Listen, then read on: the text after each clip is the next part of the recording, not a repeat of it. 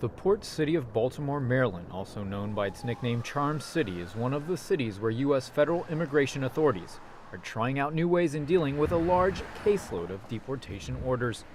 The other city is high-altitude Denver, Colorado. In both places, illegal immigrants without violent criminal records may be allowed to stay, while cases against illegal immigrants deemed to have serious criminal records may be expedited. One politician not happy at all with the experiment, which runs until the middle of January, is Maryland House of Delegates Republican Pat McDonough. He recently wrote a newspaper opinion piece saying Baltimore was being turned into what he calls an amnesty city. What this does, it creates a magnet, an incentive for people who are in this country without lawful presence to flock to Baltimore.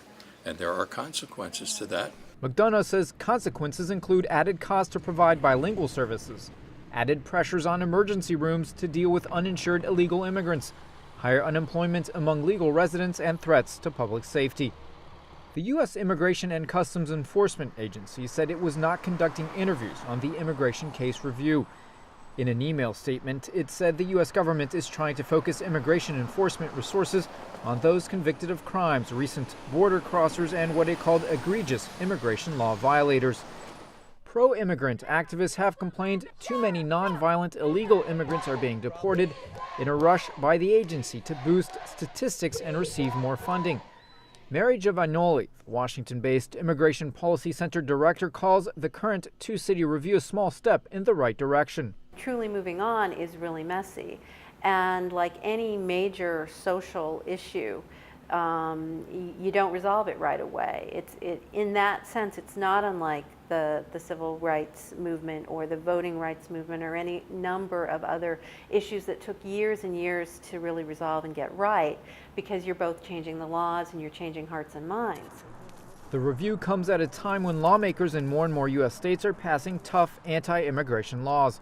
But the federal government is pushing back on that front as well, using challenges in the court system and saying it has exclusive authority to regulate immigration. There have also been protests by those favoring fewer deportations. In some states like Alabama, civil rights leaders recently marched for families to be kept together, as in recent months, detained or deported illegal immigrant parents were separated from their U.S.-born citizen children. Activists in other cities like Iowa City are going even further, seeking to make the college town Iowa's first so-called sanctuary city to protect illegal immigrants from federal immigration law. More than 30 cities in the United States have gone this route, with some even banning officials from asking people about their immigration status. Activists say it saves the city money while also creating a stronger sense of community, claims staunch opponents to illegal immigration find outrageous. Nico Columbus, VOA News, Washington.